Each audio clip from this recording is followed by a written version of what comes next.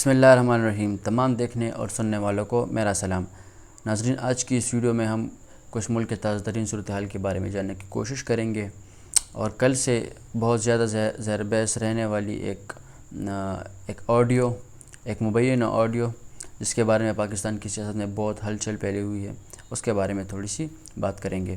سب سے پہلے آڈیو پہ آتے ہیں، جو کل سے بہت زیادہ اس کے بارے میں ڈسکشن ہو رہی ہے، ٹاک شوز میں اس کے بارے میں بات ہو رہی ہے، ویلاگز میں اس کے بارے میں بات ہو رہی ہے، ہر جگہ پہ اس کے بارے میں بات ہو رہی ہے۔ سب سے پہلے جاننے کی کوشش کرتے ہیں، اگر آپ میں سے کسی نے وہ آڈیو سنا ہو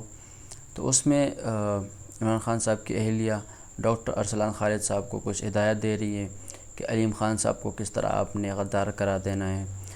جو فراغوگی کے خلاف بولے اس کو آپ نے کیسے غدار قرار دینا ہے، میرے خلاف جو بولے آپ نے اس کو کیسے، یعنی ہر کسی کو، بس جو بھی پی ٹی آئی کے خلاف بولے اس کو غدار قرار دینا ہے۔ اگر تو یہ آڈیو ٹھیک ہے، اس کی فورینسک کروائی جائے اور یہی دونوں لوگ ہوں، یہ تو فیک بھی ہو سکتی ہے، آج کل تو کچھ بھی ہو سکتا ہے، فیک بھی بنائی جا سکتی ہے، اس لیے میں کہہ رہا ہوں مبینہ طور پر۔ لیکن اگر یہ آڈیو ٹھیک ہے تو پھر تو یعنی یہ تو اس سے کوئی گھٹیا حرکت اور کچھ ہو ہی نہیں سکتی، یعنی آپ اپنے سیاسی مخالفین کو بس اپنے مفادات کے لیے استعمال کرو، وہ آپ کی تنقید کرے پھر تو آپ ان کو غدار قرار دو۔ انہوں نے اس آڈیو میں روس کی بات بھی کی کہ روس کے بارے میں اس کو روس سے جوڑو، عمران خان صاحب کو، کہ وہ روس سے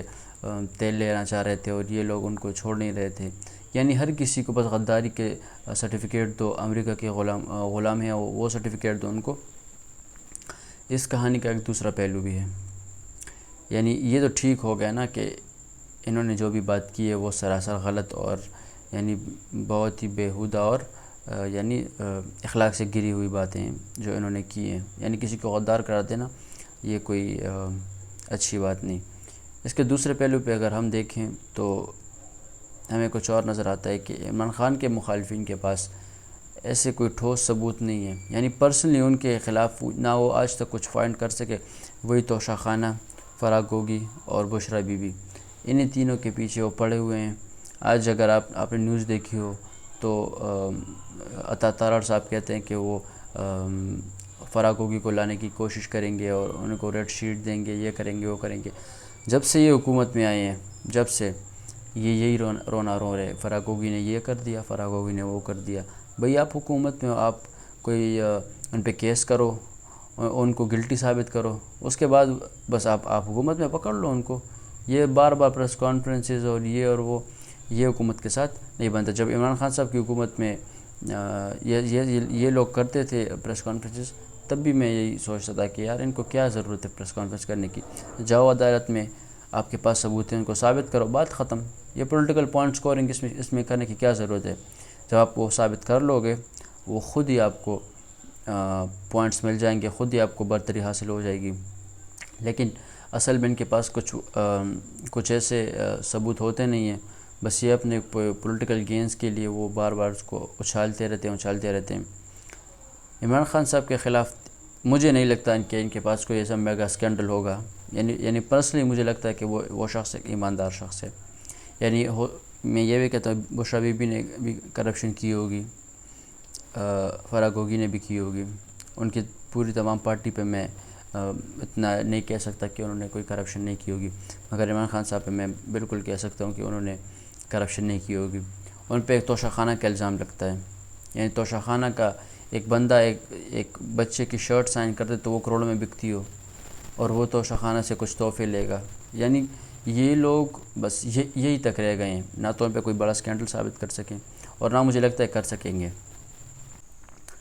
پھر اس کے بعد شہباز گل صاحب نے ایک پریس کانفرنس کی، بشرا بی بی اور ارسلان خالد کو تقریباً انہی کو ڈیفینڈ کرنے کے لیے، کیونکہ نہ تو ارسلان خالد صاحب کا کوئی موقف آیا تھا اس کے بارے میں، یعنی کہ یہ میں تو تھا ہی نہیں، یہ تو جھوٹ بول رہے ہیں سارے، یہ آڈیو فیک ہے، نہ بشرا بی بی کا اس میں کوئی موقف آیا۔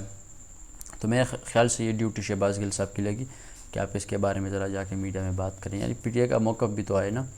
تو شہباز گل صاحب نے آتے ہی یوزولی جو وہ کرتے ہیں وہی کچھ ایسے لینگویج یوز کی انہوں نے مخالفین کے بارے میں کہ یہ تو یہ ہے، یہ تو وہ ہیں، جو کہ میں یوز نہیں کرنا چاہ رہا، اور نہ تو ان کی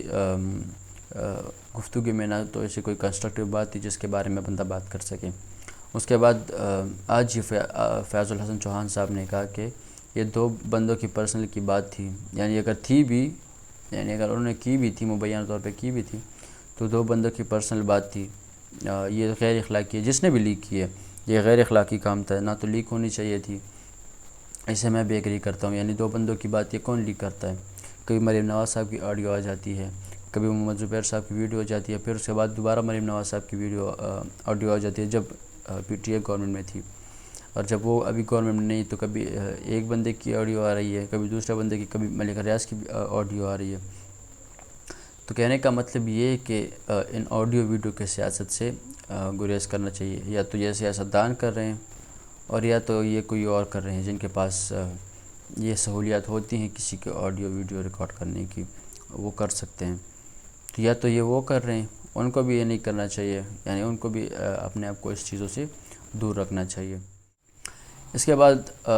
دوسری نیوز کی طرف بڑھتے ہیں۔ جو آپ کو یاد ہوگا پچھلے مہینے حکومت نے کچھ 800 لگژری آئٹمز پہ امپورٹ پہ بین لگا دیا تھا، یعنی وہ امپورٹس کو سکویز کرنا چاہ رہے تھے جیسے فورن ریزروز ہمارے بچ سکے۔ لیکن اس کے باوجود اس فسکل ایئر پہ ہماری جو کرنٹ اکاؤنٹ ڈیفیسٹ ہے وہ تقریباً پچھلے سال کے مقابلے 30 بلین سے لے کے وہ 48 بلین پہ پہنچ گئی ہے، یعنی highest current account deficit in the history of Pakistan. یعنی اتنی امپورٹس بین کرنے کے باوجود بھی اگر ہماری اتنی کرنٹ اکاؤنٹ ڈیفیسٹ بڑھ رہی ہے تو اس کی وجہ کیا ہے؟ اس کی سب سے بڑی وجہ ہماری ایکسپورٹس کا کم ہونا ہے۔ یعنی اس حکومت کے آنے کے بعد میں نے اس پچھلی ویڈیو میں کہا تھا کہ انرجی کے مسائل، اتنے بجلی کے مسائل پیدا ہو گئے ہیں، یعنی جو ہماری کمپنی ایکسپورٹ کرتی بھی تھی، جو کچھ بناتی بھی تھی، ان کی پروڈکٹیوٹی کافی حد تک کم ہو چکی ہے۔ یعنی امپورٹس اگر اس حد تک ہیں بھی، امپورٹس تو وہی ہیں یا کچھ کم ہوئے، مگر اس کے مقابلے میں ایکسپورٹ کافی زیادہ کم ہو گئی ہے، جس کی وجہ سے ملک میں ڈالر تو کم رہے ہیں مگر جا زیادہ رہے ہیں۔ تو کرنٹ اکاؤنٹ ڈیفیسٹ ہمارا آل ٹائم ہائی پہ ہے، جو کہ ایک انتہائی بری بات ہے، انتہائی ہماری اکانومی کے لیے بری بات ہے۔ آج کے لیے بس اتنا ہی، اپنا بہت سارا خیال رکھیے گا، نیکسٹ ویڈیو میں ملتے ہیں، تب تک کے لیے اللہ حافظ۔